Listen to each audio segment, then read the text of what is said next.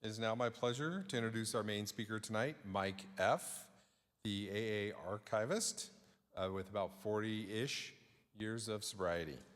So let's welcome Mike.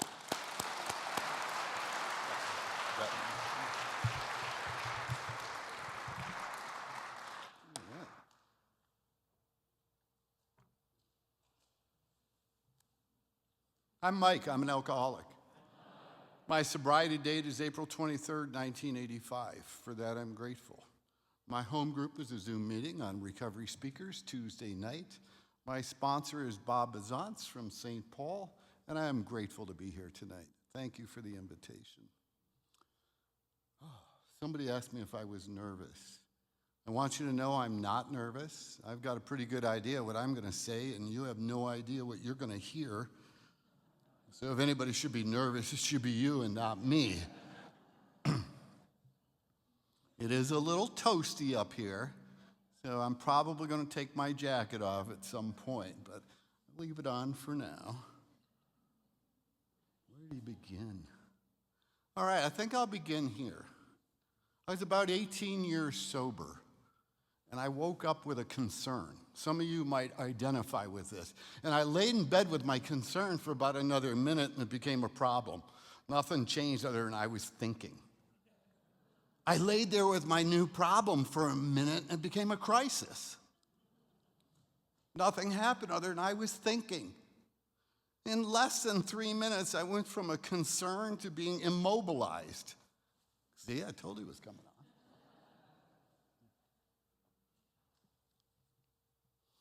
So I did what I had learned to do, and that was I got up and I called my sponsor. My sponsor at the time was a man named Howard P. in Gilbert, Arizona. At the time, I lived in Chandler, Arizona. I currently live in Aurora, Colorado. Howard and I went to Denny's. We sat at the booth, and I gave him my crisis. And he looked back at me and he said, "Your life is in divine order, unfolding into goodness." And I thought, clearly he did not understand the magnitude of the situation that I'm dealing with. So I regrouped, being a salesman, and gave it to him from a slightly different angle. This time I was expecting to get something I could do something with. And he looks back at me and he says, "Your life is in divine order, unfolding into goodness." And then I think Howard saw that I was struggling a little bit with his wisdom, and he said, "Mike, look, if you go back as far back as you can remember, and you look at all the circumstances and events that have occurred that led you to this moment right now, and you're honest about it, you'll recognize that the times where you were most afraid, what you were afraid of, never happened. When you wanted something really bad and you didn't get it, what you ended up with was generally better than what you wanted. And if you're honest, you'll see how God has pulled a golden thread through all these circumstances and events that have occurred. It's led you to this moment right now." And I got to tell you, what happened was he gave me that assignment. I was able to go home and begin to do that. And Bill Wilson in the 12 and 12 and step 11 said that self-examination, prayer, and meditation, when consciously interwoven, create an unshakable foundation for life. Well, now I'm going back to see how God has pulled a golden thread. And when I came to Alcoholics Anonymous, I want you to know I wasn't looking for an unshakable foundation for life. I was looking for a job, a girlfriend, and a place to live. And I'd have taken a girl that had a place to live and a job and been happy. So what I want to do for the next few hours is take you on a little journey, what it was like and what happened, why I'm here. What was that golden thread? Well, I grew up in a house. AA was in my home. My dad got sober when I was 3. Never remembered him drinking. My mom was in Al-Anon. She passed away a few years ago with 49 years in Al-Anon. My dad passed away sober. So I can't tell you about an abusive alcoholic home that I grew up in because it wasn't that. It was a recovery home. My dad was a 12-step maniac. Him and his sponsor every Monday night would stand in the court in East Aurora, New York. We grew up in a little town outside of Buffalo. And they'd go to court every Monday night. And if the drunks were somebody that the judge felt they could release to these guys, he would. And they'd get them a room or bring them home and take them to meetings. So I got to see this. We got to see alcoholism in our home in every stage. There were always alcoholics there. We would come home from school, and they'd be there smoking cigarettes and drinking coffee and eating cookies. And we'd steal the cigarettes, and loved AA. My mom loved to tell this story. We had 7 kids in our family, and 1 girl. And my mom loved to tell this story that my little sister Mary was getting ready for school one day. And there was a drunk sitting at the table. Now, we lived on a busy road in a small town. And, everybody knew everybody. And my dad was well known that he was in AA. The New York State Police would drop people off and put them to bed on our sun porch instead of locking them up, okay? This is in the 70s and late 60s. So one day, my sister was getting ready for school, and she's sitting at the table, and there's a drunk there, and this guy's all banged up, and he's just complaining and moaning. Oh, I feel so terrible. I can't believe this happened. Oh, I am so embarrassed. Finally, my little sister said, we've seen way worse than you. Not like a little ego deflation at depth from a 7-year-old.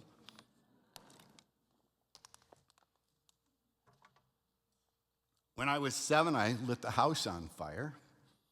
Didn't make me an alcoholic, but it was interesting because what happened was all the kids were across the street sitting on a porch watching the house burn while the firemen go in with the axes and the hoses and all this, and they got the road blocked off, and I'm sitting on the porch going, I ain't never telling anybody I did this. Yeah. And I kept that secret. I don't know how long I kept it, but I remember it was agonizing. And I remember going to my mom, and I said, Mom, and she said, yes. And I said, I did it. And the tears are just rolling down my cheeks. And she looked at me and said, well, what did you do? And I said, well, I lit the house on fire. Oh, we knew that. That was pretty much my story. First drink I had was at my brother John's first communion. John's a year older than I am, so I was in first grade. He was in second grade.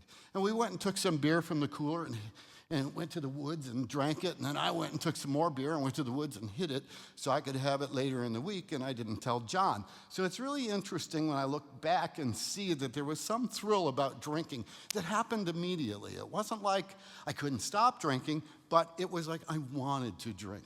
So any opportunity that I got to drink, I took advantage of that.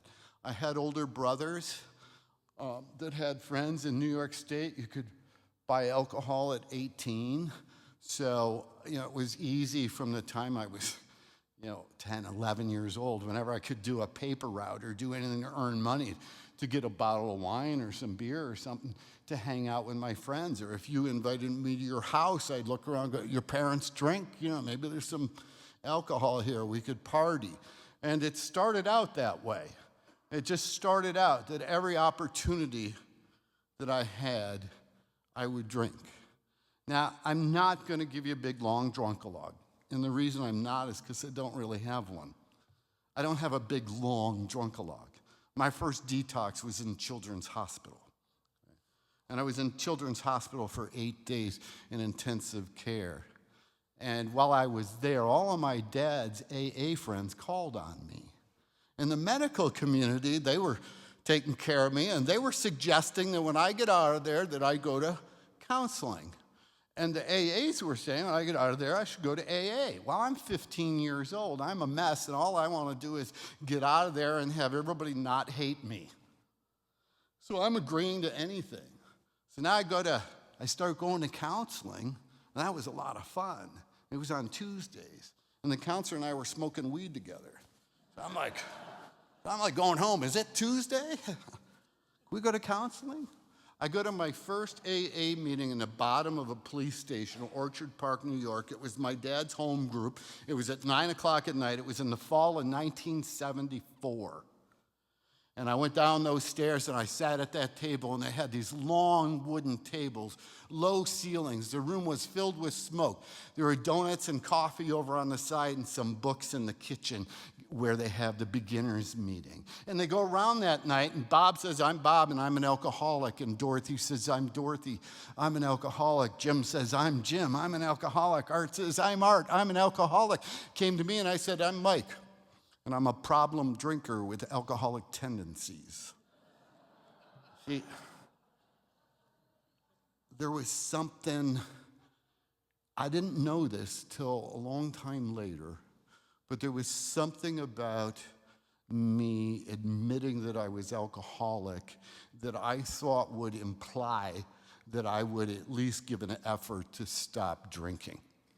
And I wasn't ready.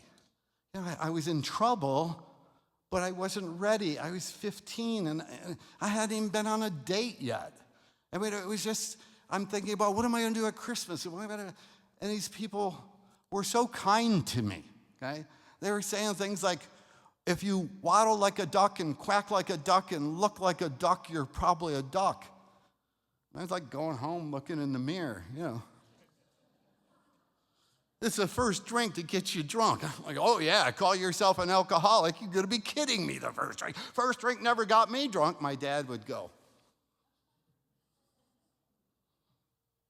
if you were gonna get killed by a train, would it be the engine that kills you or the caboose? I'd be going, why am I on the train track?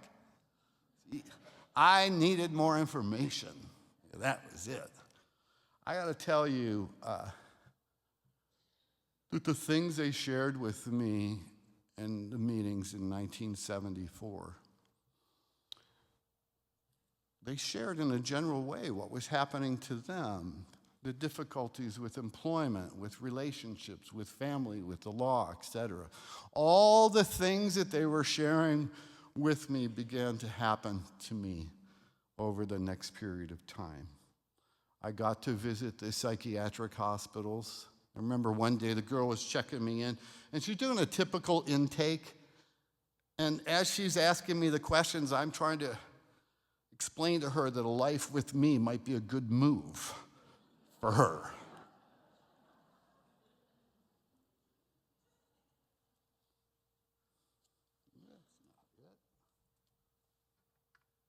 Sorry.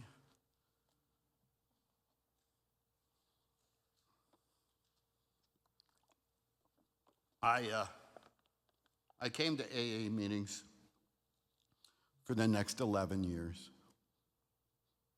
And I wasn't one of these guys who came once a month. I was sitting in AA meetings weekly for 11 years. And I never got 30 days sober. I saw people come in, I saw people come out, celebrate all different kinds of milestones in recovery. I saw people get married. I saw all kinds of wonderful things. And I never got a 30-day chip. And it was like, if bad things could happen, I surrounded myself with those things. And when something good happened, I found a way to make it bad. Now, I don't know why. I mean, I don't think I was a bad person. I don't think I had bad upbringing. I think I was just a mess. I didn't go to high school other than to visit some of my customers. And they talked me into, the principal had convinced me that I could graduate my senior year. Now, that was my first year in this high school. In New York State, you needed, I think, 18 credit hours or something. I had 2. And this dude made a plan so that I would graduate on time with my class. The only problem with that was I was part of the plan. And I was powerless. I couldn't do that. People would take me home from school and open the garage door and push me into the house because I'd be too drunk to walk. I was an embarrassment. When I graduated high school, I was walking across the stage, and one of the guys in the back of the room, it was as quiet as tonight. Guy yells out one of my nicknames, drugs! Before I got the diploma, I knew I was nothing more than a disappointment to everybody.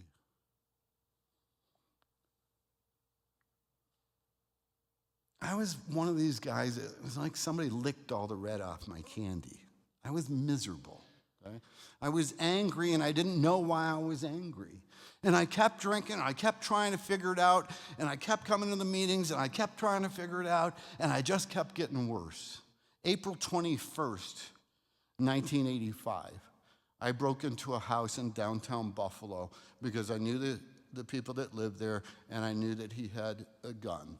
And I looked for his gun, and I couldn't find it. It was getting to be daylight, really, really early in the morning, and I had made my way to the attic. I don't know, well, some of the old city houses here in Denver, with the attics. I mean, so I was like 3 or 4 stories up, and I'm at the window, and I'm trying to calculate, if I dive out, am I going to kill myself, or am I going to flop around on the sidewalk in pain?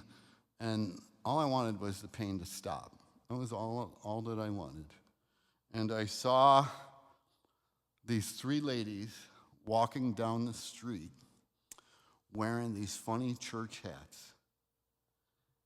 And I thought of my grandmother when I was a youngster, and she would come over to our house after Mass on Sundays with her friends, and they were always wearing these funny church hats. And when I saw these women walking down the street, it reminded me of that. And for some reason, by myself in that room that morning, I knelt down and I said a prayer.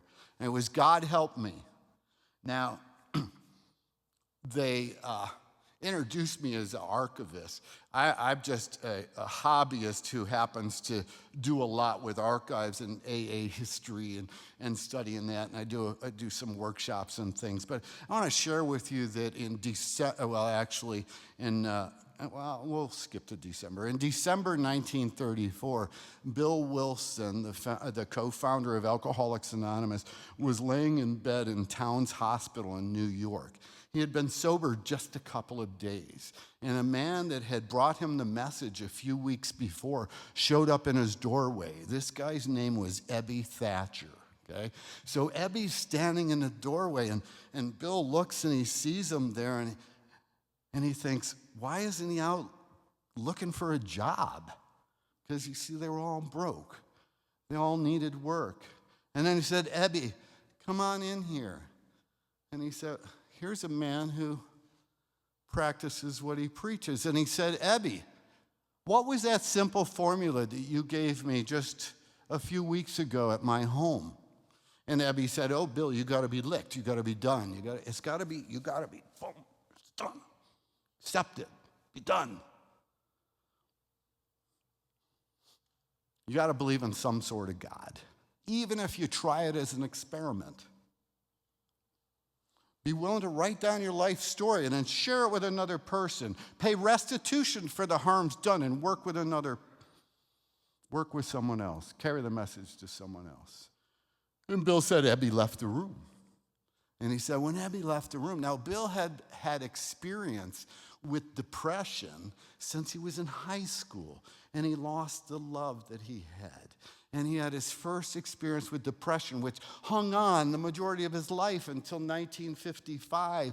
And he said this was the worst depression he had ever had to that date. When Ebby left, he fell into the darkness. And he said in the depth of that darkness, he cried out as a child, if there's a God, show himself. And Bill said he felt like he was on a mountaintop. And he could feel the breeze. It was the wind of the Spirit, he said, and it had released him. That did not happen to me. Okay? Man, I drank all day. But when it got to be the end of that day, I called my dad because he was the only one left that I thought might take my call. And he asked where I was, and I agreed to meet him the next day. And I met him in a diner, and he was there with another alcoholic. And They did a 12-step call on me, and it wasn't the first. I sure hope it was the last. We talked about my options, and I didn't have any. And it was suggested that I go and get medically detoxed. So we made arrangements for me to go to the Erie County Medical Center, and the next day my brother dropped me off there. And I walked in, and the admissions counselor of the hospital met me in the lobby, and he put his hands up like this and said, "You cannot come in here. You've been here too many times. We can't help you." I felt like the gates of hell had slammed shut. I felt more hopeless at that moment than at any other time, including walking in there. And I walked out where my brother's car was a taxi cab. And I got into the cab and said, "Take me to a bar." And while I was sitting in the bar having a drink, the door was open and a city bus pulled up, and an old lady was trying to get onto the bus. And for some reason, I walked out of the bar and I helped this lady get on the bus. And I have not had to go back and pick up that drink to this date. I believe, you see, I was coming to Alcoholics Anonymous for almost 11 years. And then I was so self-centered and so selfish and so self-absorbed. I never thought about anybody else. And I thought I was a victim, so I was always playing the blame game. If you took better care of me, my God, I wouldn't be in this mess. It's your fault.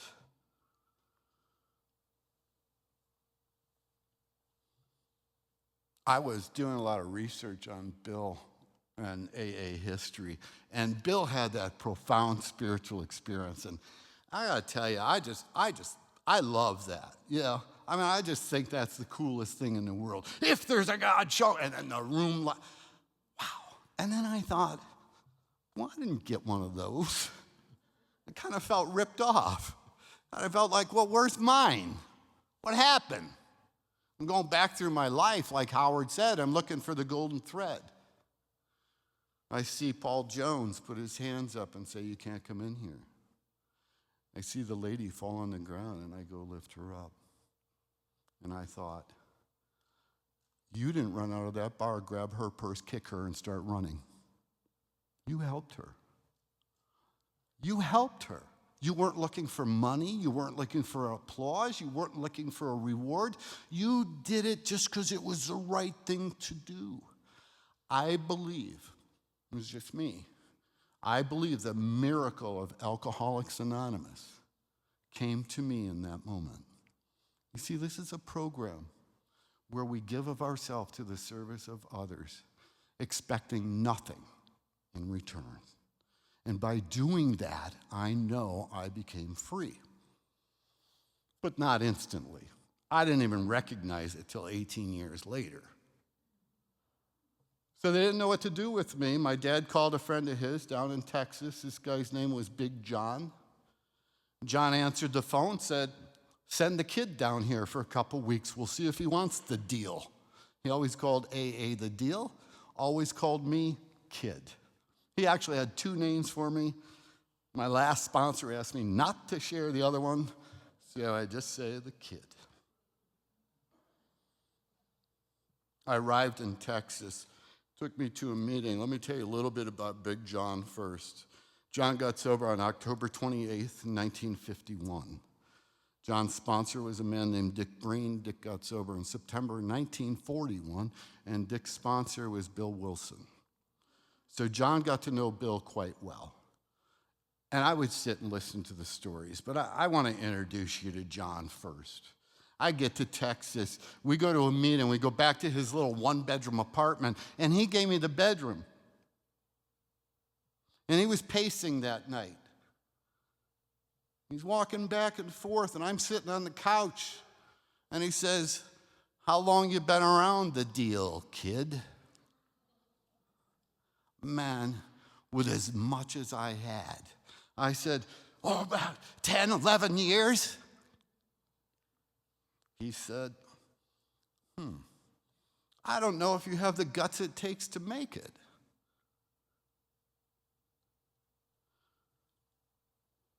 But if you do, if you want to quit drinking, I'll go to hell and back with you. If you want to continue, you can go to hell alone. I was waiting for Welcome to Texas.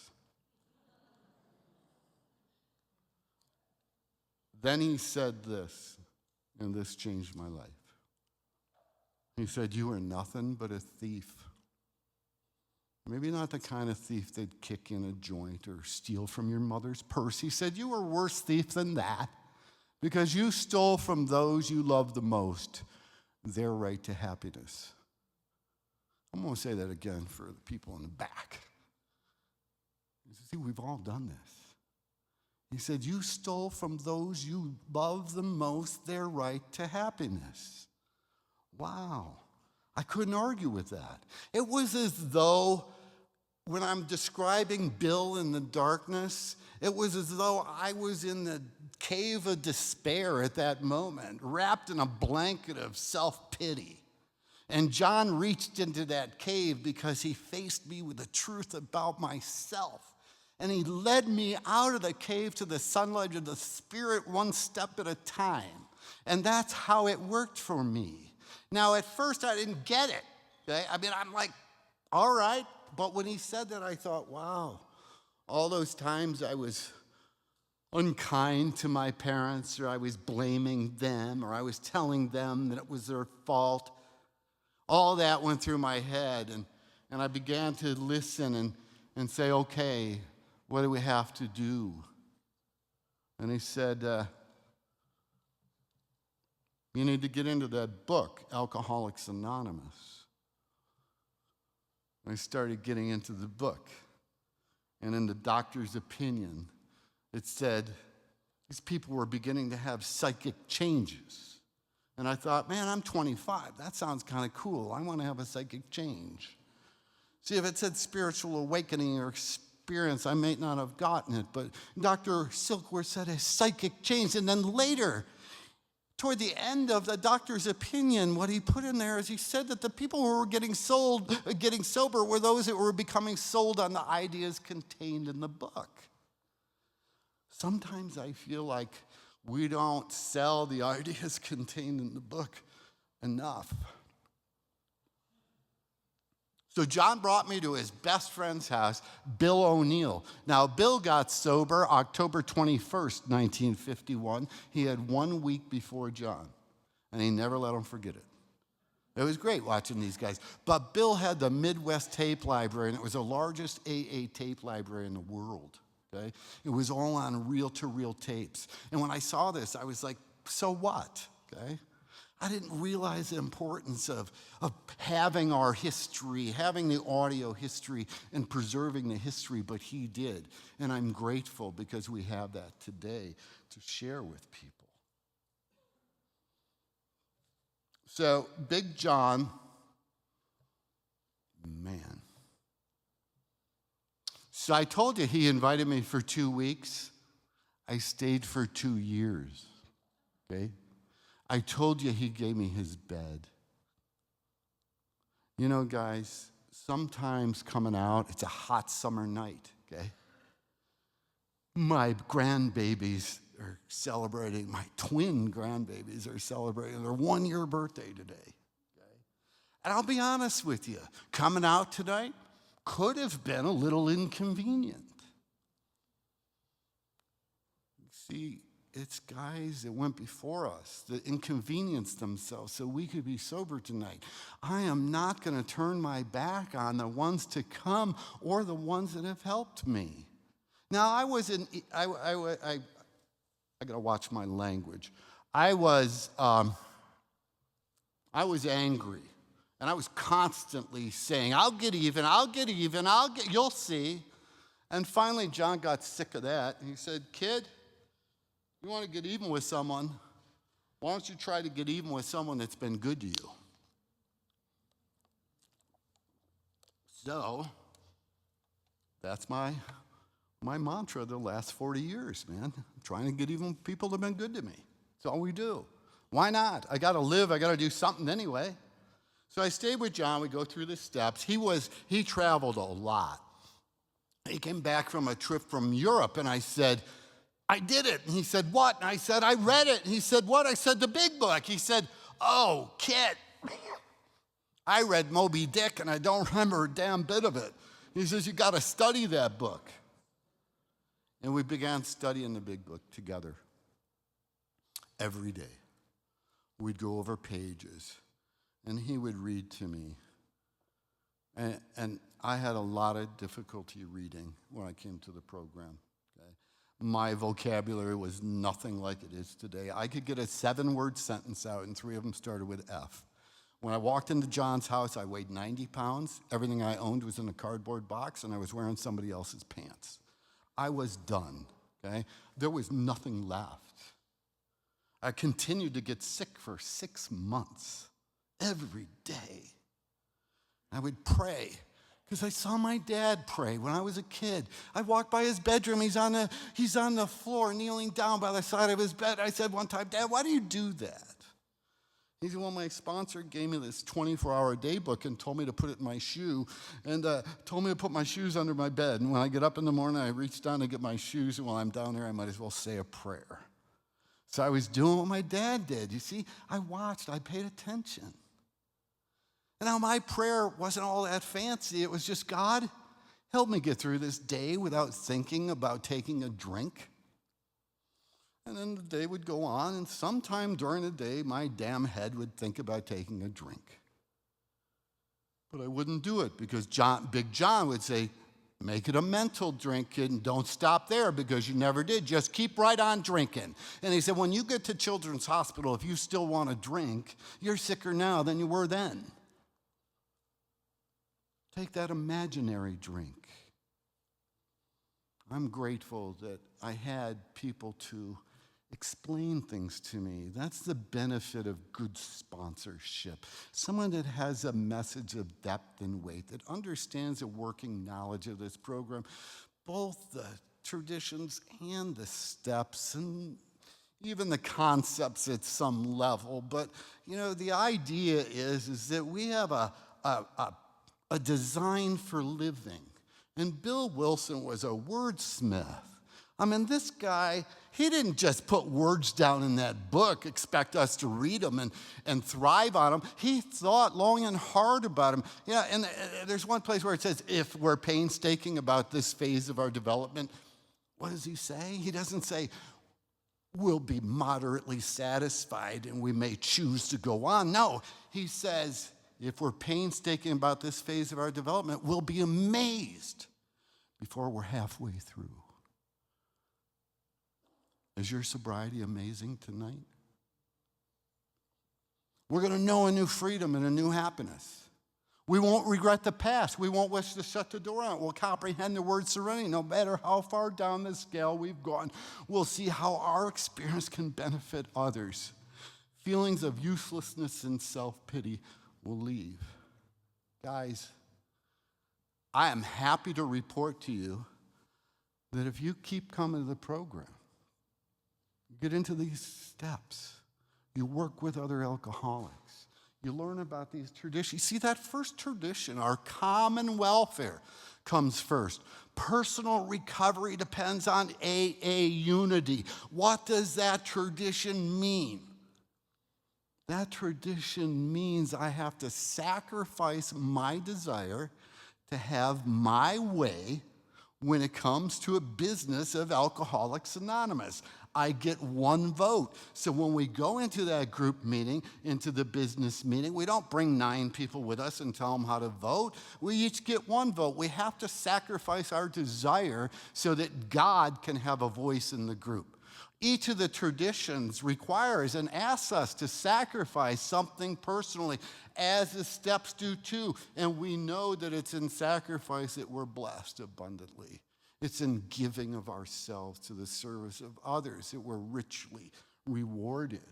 You know, John would travel and he would say, oh, the kid's going to drive me. I don't like to fly, which I don't think was really true. I think he just wanted to keep an eye on me. And while he would have me drive, he might be speaking in Saskatchewan or New York. We lived in Texas, in the middle of Texas, Brownwood, Texas. And so we would take off, and he would have his stack of books, okay? AA Comes of Age, as Bill sees it, 12 and 12, the big. And he'd be reading to me, or we'd be listening to the tapes that Bill gave me. Bill would give me a box of, a shoebox full of tapes that he had handpicked, and he'd want me to listen to them, and I'm so grateful. I'm so grateful for that. But it was like AA school on wheels. John would be reading to me, or we'd be listening to the tapes, or then he would quiz me. What's Dr. Bob's address, kid? Yeah.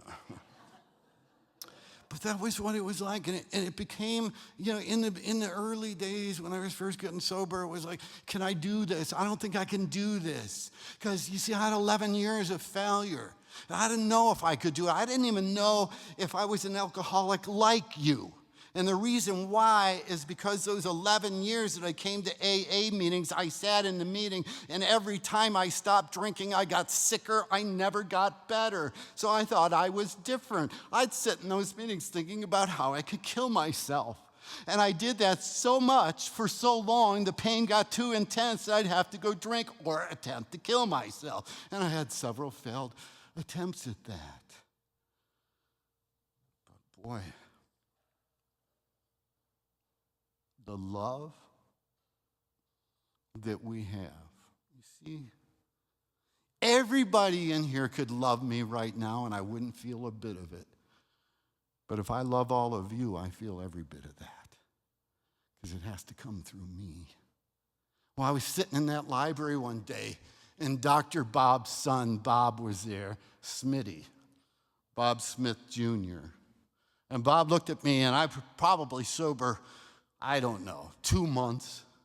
And he looked at me and he said, did John or Bill tell you about the first guy that my dad and Bill Wilson worked with?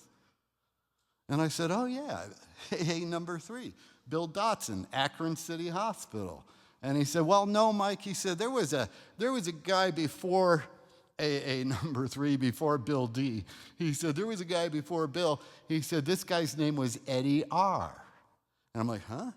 And he said, oh yeah, Eddie was a bad drunk, and they'd put him to bed up in the second floor of our home. And at night, after everybody went to sleep, he'd open the window, go down the downspout, and go get drunk. And Bill and Dr. Bob would go try to find Eddie when they got up. And he said, one day, Eddie was chasing my mother, Ann Smith, he said, around the house with a butcher knife. And he said, he had to be put in a sanitarium. And I'm listening to this, and I'm thinking, well, God, Eddie must have felt like a failure. Bill and Bob probably felt like they failed Eddie. And Smitty must have saw the puzzled look on my face as I'm processing all this, and he says, oh, Mike, the story doesn't end there. He said, 15 years later at my dad's funeral, a man extended his hand and said, do you know who I am?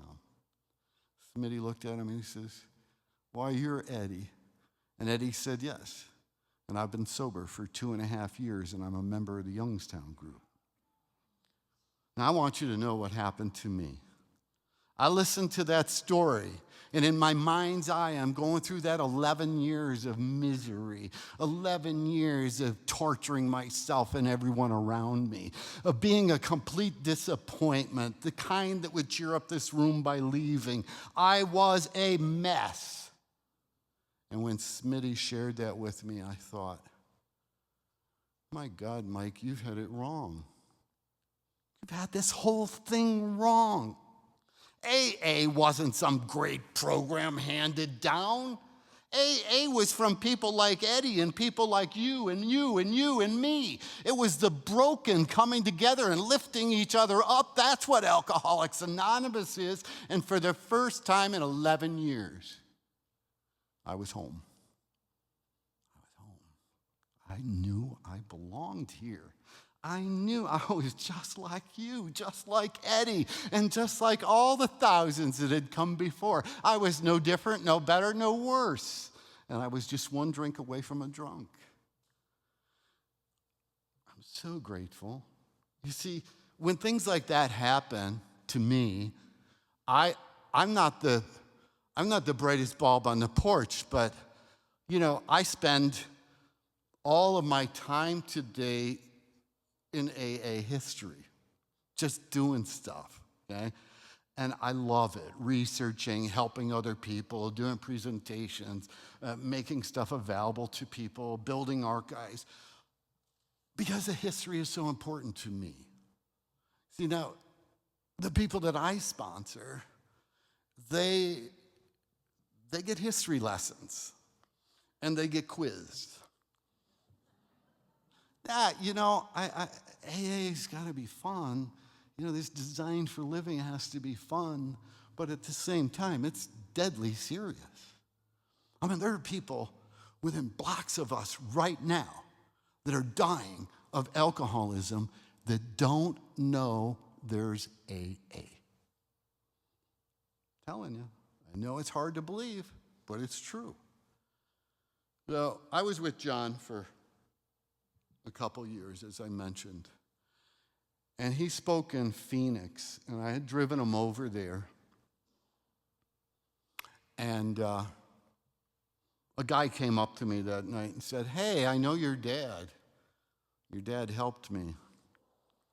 He said, "Would you have any interest in moving to Arizona?" And I thought, well, yeah, I'd like that. I think I would like to move to Arizona. He said, "Well, you can come and live at my place. I've got an extra room, and you can come to work for me." So I told Big John that Pete had invited me to go to Arizona and start my life.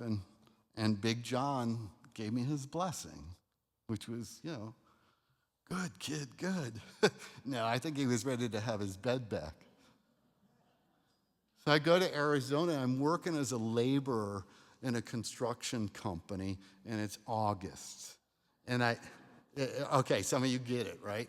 Today's hot. This is nothing. The pool water is this hot. Okay?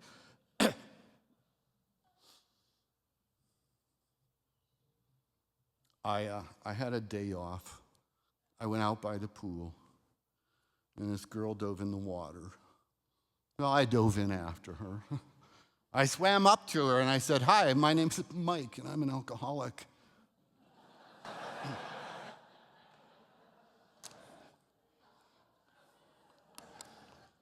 She said, "I'm Joy, and I'm a school teacher." And immediately,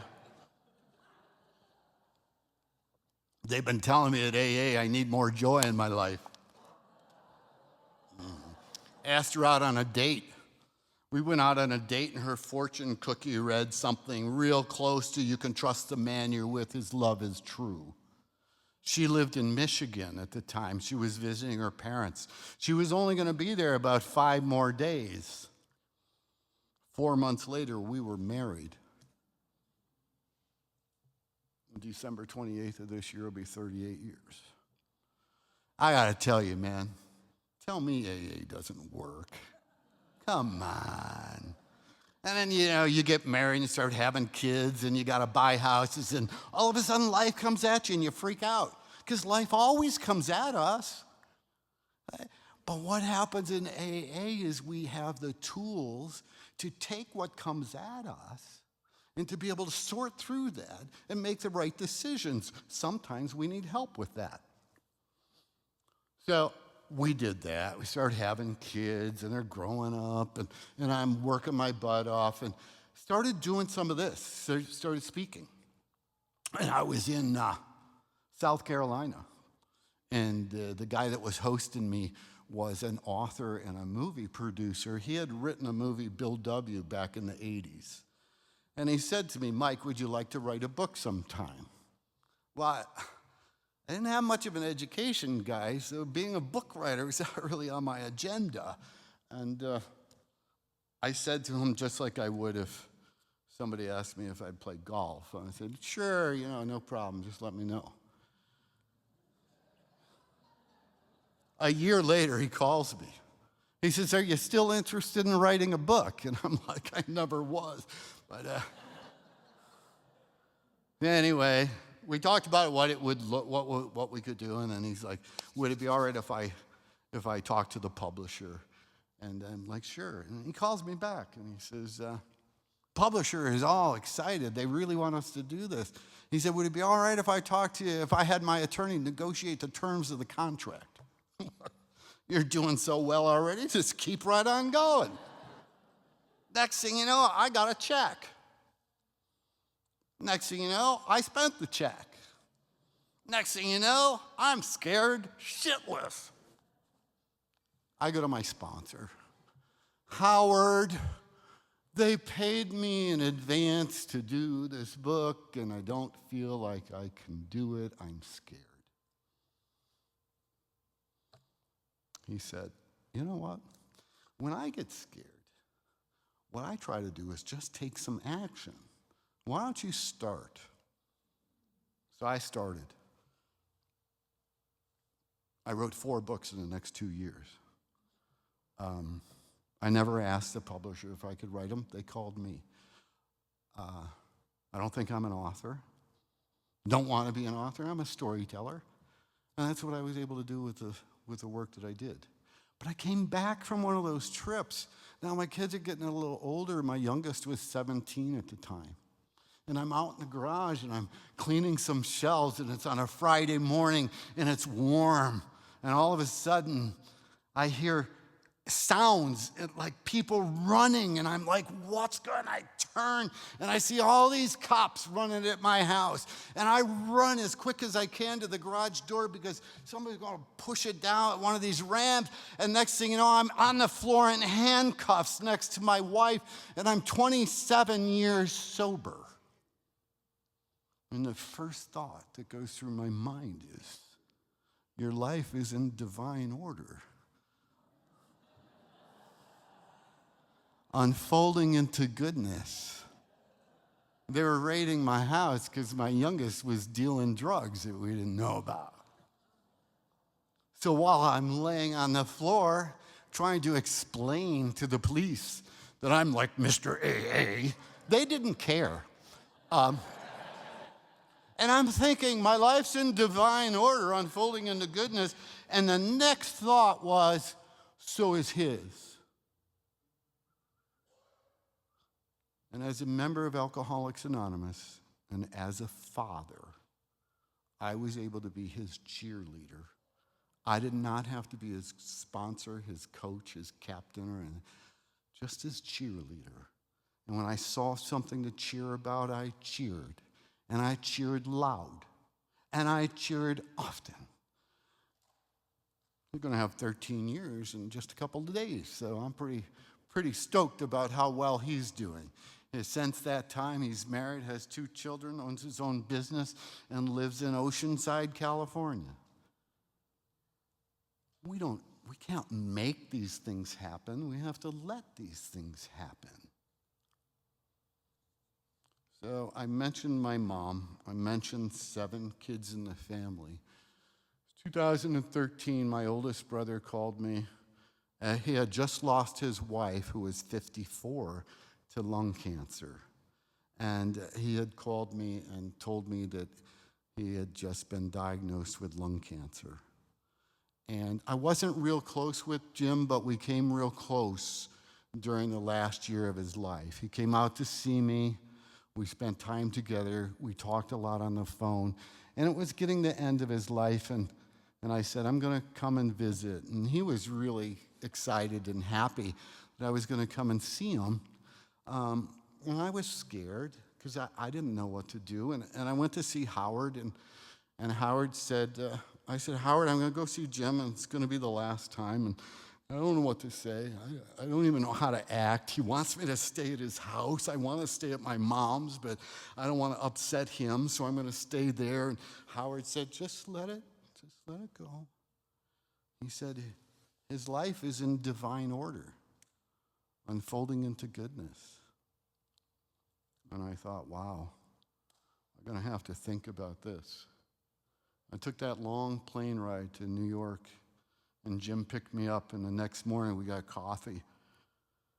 And I said, I stopped by to see Howard before I came, and I told him I was going to come and see you, and I told him your condition, and he looked at me and he said, your life is in divine order, unfolding into goodness. And I said, the exercise he gave me, Jim, was to go back through my life and look at the circumstances and events and see if I could see God pulling a golden thread through my life. And over the next 3 days, I did that with my brother. And we noticed that the times that he sacrificed his desire to have his way were the times where he felt that he was on the mountaintop. It was a beautiful thing to see. And the other thing that I learned from that is when we look at the experience of our lives, when we're honest about it and we look at the experience, we can see the presence of a power greater than ourselves that we can trust as we take those next steps. So that removes fear if we'll allow it. See, if we trust our own experience. Well, Jim died a few weeks later, and I went back for the funeral. And I did the eulogy, and my mom took me to the airport. And she said, if you don't mind, I'm not going to walk you in. I'm just going to drop you here. I got a little cold. I'm feeling tired. I said, oh, no, don't worry. Give her a hug and a kiss. Love you, Mom. Well, 2 weeks later, Mom's in the hospital. And they don't really know what's wrong, but as a little bit of time goes on, things start to stop working. And a little bit later, I get a phone call. Mom woke up this morning and would like to see you. So I went to see Howard. Howard. I'm going to see my mom. She just woke up this morning in the hospital and she wants to see me. All of the things that they've tried are not going to work, and this is going to be her last day. Her life's in divine order, unfolding into goodness. I'm like, man, I don't know. I went back. It was about midnight when I landed, and I got to the hospital, and all of my mom's kids were there, and her grandkids. And for some reason that night, we all held hands and prayed. And the next thing you know, I'm sitting on the side of my mom's bed, and nobody's in the room. And I said, stopped to see Howard before I came to see you. And he told me that your life is in divine order, unfolding into goodness. And she smiled. And she said, I know. And she said, do you have your phone with you? And I said, yes. And she said, could you call Josh? Now, Josh is the one that had me in handcuffs, okay? I did. Josh, I just want you to know how proud I am that you're sober. Keep with it. I love you. Could you call Tim? Tim's my nephew. He had been sober less than a year at the time. And he's sober now 12 years. Tim, I love you. I'm so grateful that you're sober. Keep doing what you're doing. Now, she had a lot of other grandchildren. She didn't ask to call them, and I'm not saying that she liked the alcoholics better.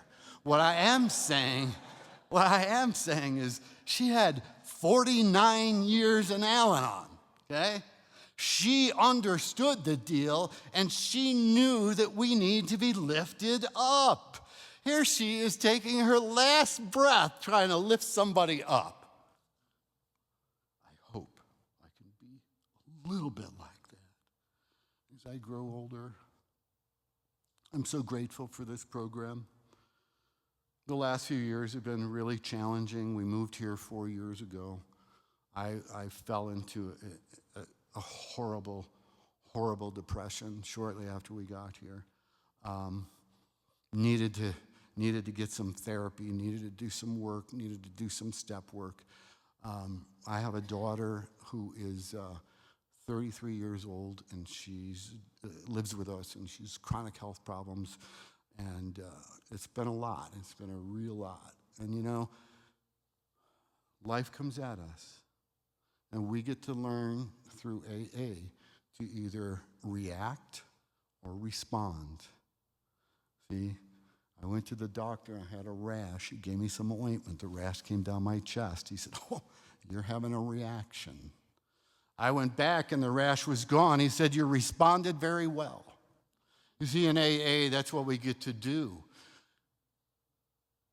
How do you stay sober, or how do you stay married for 38 years? You learn to respond and not react. So what happened with me was I've been trying to figure out this relationship with this loving God. And today I choose to just simplify it to God is love. God is love. God is love. And if I want to see God, I look for acts of kindness. And when I see an act of kindness, I smile because I know that's God showing his face. So I spend my time trying to do acts of kindness. Now, I mentioned my sponsor's sponsor, the guy that was sponsored by Bill. His name was Dick Breen. In one of Dick's talks, he ended it the way I'm going to end tonight. Before I do, I will say that we just celebrated 90 years of Alcoholics Anonymous. And I am so grateful. I was walking around Winchester Cathedral on June 10th, and I couldn't possibly have felt closer to AA than I was at that moment. Dr. Bob, in his last talk, said that if you simmered Alcoholics Anonymous down to two things, those two things would be love and service. See, now I know service is love in action. So if Bob simmered it down to one thing, he might have said the one thing AA is love. And Dick ended his talk with this. A bell is not a bell until we ring it. A song is not a song until we sing it. Love wasn't put in our hearts to stay. Love is only love when we give it away. AA is only AA when we give it away. Thank you.